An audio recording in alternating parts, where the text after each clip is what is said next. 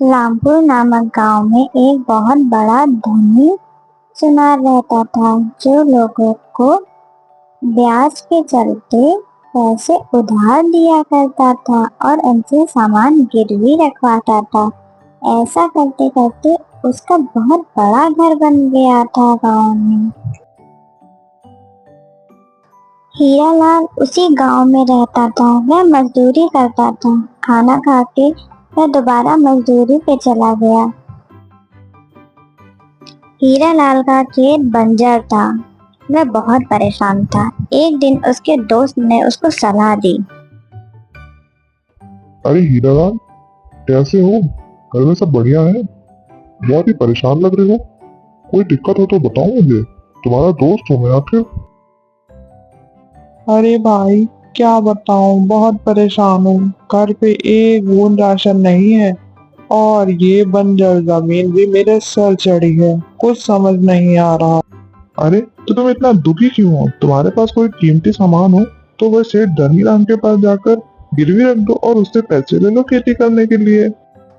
इतना कह के उसका दोस्त वहां से चला गया और हीरालाल सोचने लगा अब क्या करे। फिर हीरा ने जल्दी जल्दी अपने खेत का काम खत्म करके सेठ धनीराम के घर गया। नमस्कार सेठ जी, वो मुझे थोड़ा सा उधार पैसे चाहिए थे। मुझे अपने खेत के लिए चाहिए थे। जैसे ही मेरी फसल आ जाएगी मैं उसको बेचकर आपके पैसे वापस कर दूंगा। क्या मुझे पैसे मिल सकते हैं? मैं सोने का मंगलसूत्र गिरवी भी रख दूंगा। अरे कैसी बात कर रहे हो भाई? मैं बैठा किस लिए हूँ यहाँ पे? तुम गरीबों की मदद के लिए। लाओ, दो अपना मंगलसूत्र, मैं तुम्हें उसके बदले पैसे देता हूँ। और हाँ, एक बात का याद रहे, मैं सिर्फ तुम्हें 3,000 रुपए ही दे पाऊंगा। सुनार मंगलसूत्र देखकर बोला, अरे ये तो 1,000 रुपए का है। मैंने तो फिर भी तुम्हें 3,000 रुपए दिए हैं इसके बदले। चलो ले जाओ, तुम भी क्या याद करोगे। और हाँ, जल्दी ही वापस करना। हीरालाल सुनार की बात मान गया और उसे धन्यवाद कहकर वापस अपने घर की ओर फसल काटने चला गया। कुछ दिनों बाद उसने अपने खेतों में कड़ी मेहनत करी और उन पैसों से अधिक बीज लगाए और कुछ दिनों बाद उसे अच्छी फसल हुई, जिसे बेचकर वह बहुत खुश था और उसने बहुत पैसे कमाए। दोनों पति पत्नी बहुत खुश थे क्योंकि उनके घर नई खुशियां आई थी। तभी हीरालाल अपनी पत्नी से कहता है कि वह जा रहा है वो मंगलसूत्र उस सुनार से लेने और उसे पैसे वापस करने।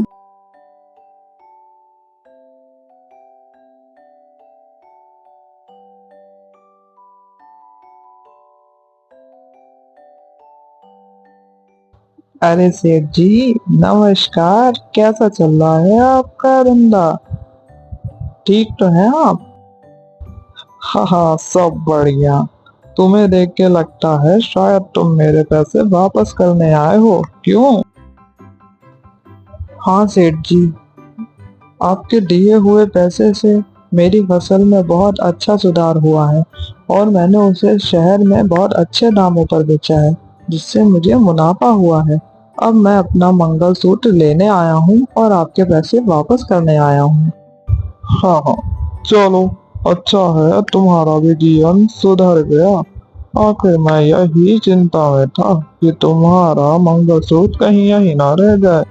वैसे बैठो, मैं लाता हूँ तुम्हारा मंगलसूत्र। सुनार अपनी अलमारी से वह मंगलसूत्र निकालकर उसे देता है। सेठ जी, ये मेरी पत्नी का मंगलसूत्र नहीं है, ये नकली है। ये किसी और का है शायद। मेरी पत्नी के मंगलसूत्र के पीछे मेरे पिताजी का नाम लिखा हुआ था और इसके पीछे नहीं लिखा है। जरा आप ध्यान से देखिए। अरे, अब तुम ये क्या बात कर रहे हो? तुम्हें क्या लगता है मैंने ये मंगलसूत्र बदल दिया? मैं चोर हूँ? ये बात तुम्हें पहले बतानी चाहिए थी कि तुम्हारे मंगलसूत्र के पीछे तुम्हारे पिताजी का नाम लिखा है। देखो, जो तुमने मुझे दिया मैंने तुम्हें वापस किया। अब तुम जानो और तुम्हारा काम जाने। आज तक किसी ने मेरे ऊपर ऐसा इल्जाम नहीं लगाया। तुम पहले इंसान हो ऐसे। अरे ऐसी बात नहीं है सेठ जी, मैं तो आपके पैसे वापस ही करने आया था, लेकिन वह मेरी पत्नी का मंगलसूत्र है, वो तो मुझे दे दीजिए। एक बार आप देख तो लीजिए, शायद हो आपके पास। अरे भाई, अजीब बेगैरत इंसान हो तुम। कैसे पीछे पड़ गए हो मेरे, जैसे कि मैं चोर। एक तो मैं मदद करूं, ऊपर से मुझे ही झूठ बताओ। वह उदास होके वो मंगलसूत्र लेके वापस जाने लगा। जंगल में चलते चलते उसे उसका दोस्त रास्ते में मिला और उसने उसको वहाँ की सारी बातें बताई। जंगल में चलते चलते उसे उसका दोस्त रास्ते में मिला और उसने उसको वहाँ की सारी बातें बताई। उसने अपने दोस्त को वह मंगलसूत्र भी दिखाया। अरे भाई, तुम परेशान मत हो। तुम गांव के सरपंच जी के पास जाकर ये बात बताओ, वे जरूर तुम्हारा फैसला करेंगे। मुझे कुछ समझ नहीं आ रहा है, मैं क्या करूं? और घर जाकर अपनी पत्नी को मैं क्या बताऊंगा कि उसका मंगलसूत्र मैं नहीं वापस ला पाया? अरे दोस्त, दिल छोटा मत करो। तुम सरपंच जी के पास जाओ और परेशान मत हो, वह जरूर तुम्हारी बात सुनेंगे। हरी अपने दोस्त की बात सुनकर धीरे धीरे सरपंच जी के घर की ओर चलने लगा और उनके पास पहुंचकर उसने सारी आबीती उन्हें बताई। सरपंच जी, सुनार ने मेरा मंगलसूत्र बदल दिया है, मेरी मदद करें। क्या सबूत है तुम्हारे पास कि यह मंगलसूत्र तुम्हारा ही है? अगर तुम्हारे पास कोई सबूत है तो तुम दिखाओ मुझे। सरपंच जी, वह मंगलसूत्र मेरा पुश्तैनी मंगलसूत्र है, जिसके पीछे मेरे पिताजी का नाम लिखा हुआ है। और जो सुनार ने मंगलसूत्र दिया है, उसके पीछे कोई भी नाम नहीं लिखा हुआ है। सरपंच जी के कहने पे सरपंच जी का आदमी उस सुनार को घर लेकर आ जाता है।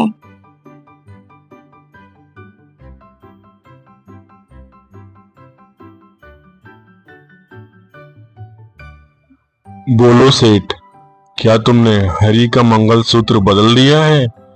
तुम्हारे पिताजी तो ऐसा नहीं करते थे। आखिर बात क्या है सेठ? तुम मुझे सही सही बताओ। सरपंच जी, मैं तो इन गरीबों की मदद करता हूँ, इन्हें कर्ज दे के। कभी आज तक ऐसा हुआ है कि मुझे घर आना पड़े? इस हरी की ही नीयत खराब है मेरे पैसों पर, तभी ये मुझ पर उल्टे सीधे इल्जाम लगा रहा है। अगर तुम्हें इतनी ही दिक्कत है तो तुम इन गरीबों को पैसे उधार में देते ही क्यों हो? हरी, अब तुम बोलो, सच्चाई आखिर क्या है? सरपंच जी, मैं एक गरीब आदमी हूँ, मैं क्यों झूठ बोलूंगा। बस आप सेठ जी से बोल दीजिए, असली मंगलसूत्र मुझे वापस कर दें। वह मेरा पुश्तैनी मंगलसूत्र है, जिसके पीछे मेरे पिताजी का नाम लिखा हुआ। सरपंच जी, ये मुझ पे इल्जाम लगा रहा है। मैंने तो सोचा ये गरीब है, क्यों ना इसकी मदद कर दूं। मैंने तो इसके जैसे लाखों की मदद की, पर किसी ने कुछ कहा नहीं, लेकिन ये मुझे ही गलत ठहरा रहा है। सरपंच जी, ऐसे तो ये मुझे पूरे गांव में बदनाम कर देगा। अब इसका कोई आप ही उपाय निकालिए सरपंच जी। मुझे लगता है सेठ सही है, शायद गलती तुमसे ही हो रही है। एक बार तुम जाके उस मंगलसूत्र को दोबारा चेक करो और उसके बाद देख के मुझे बताओ, फिर आगे मैं देखता हूँ। आज की सभा यहीं खत्म होती है। सरपंच जी की बात सुनकर सेठ मन ही मन खुश हो गया कि अब उसकी चोरी नहीं पकड़ी जाएगी। लेकिन हरी उदास हो गया, उसका पुश्तैनी मंगलसूत्र अब उसके पास नहीं था।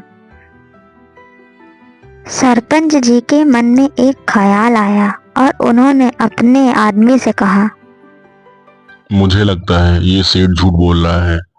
हरी का मंगलसूत्र इसी में रखा हुआ है।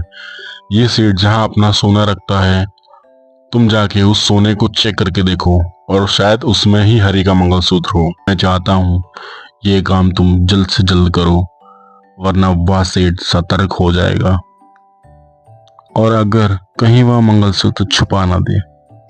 जी सरपंच जी, जैसा आप कहते हैं मैं वैसा ही करता हूँ।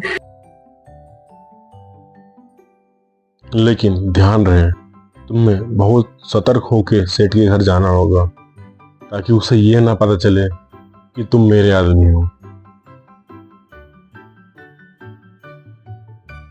जी सरपंच जी, उसे बिल्कुल भी नहीं पता चल पाएगा कि मैं आपके आदमी हूँ, और मैं वेश बदल कर जाऊंगा, क्योंकि मेरे पास एक पुश्तैनी हार है जो कि मैं उसके घर गिरवे रखूंगा और देखूंगा कि वह हार वह बदलता है या नहीं। अगर वह बदल देगा तो वह पकड़ा जाएगा। अगले ही दिन सरपंच का आदमी भेष बदलकर सेठ के घर गया। उस सेठ जी, मुझे कुछ पैसे उधार चाहिए, क्या वो मुझे मिल सकते हैं आपसे? और मेरे पास एक पुश्तैनी हार है जो आपके पास गिरवी रख दूंगा। वैसे मैं तो किसी को उधार देता नहीं, लेकिन तुम मुझे थोड़ा ठीक इंसान लग रहे हो। ठीक है, ले लो फिर। और हाँ, पर एक बात याद रहे, जिस हार की तुम बात कर रहे थे, उस हार को तुम्हें मेरे पास गिरवी रखना होगा। हाँ हाँ, क्यों नहीं सेठ जी, जैसे ही मेरे पास पैसे आ जाएंगे मैं आपके पैसे लौटा दूंगा और अपना हार भी ले लूंगा आपसे। सेठ उसे पैसे दे देता है और वह वो पैसे लेकर चला जाता है। कुछ दिन बाद वह सेठ के घर वापस आता है, वह पैसे लौटाने और अपना हीरो का हार ले। सेठ जी, ये लीजिए अपने पैसे और मेरा हार मुझे वापस कर दीजिए। सेठ जब उसका हीरो का हार निकाल रहा होता है, तब वह व्यक्ति देखता है कि हरी का मंगलसूत्र असली वाला उसके ही टोकरे में पड़ा है, और वह जाकर सबको ये बात बता देता है। फिर सरपंच जी उसको भरे गांव में बीच बाजार में बुलाकर उसको गांव से बेदखल कर देते हैं और हमेशा हमेशा के लिए निकाल देते हैं। सरपंच जी ने हरी को इंसाफ दिलाया, इसीलिए कहते हैं हमेशा सच का साथ देना चाहिए, ना कि झूठ का। आज की कहानी यहीं तक। फ्रेंड्स, अगर आपको मेरी स्टोरीज अच्छी लगती हैं तो हमें सब्सक्राइब करें और नई वीडियो के लिए बेल आइकन जरूर क्लिक करें। Thank you.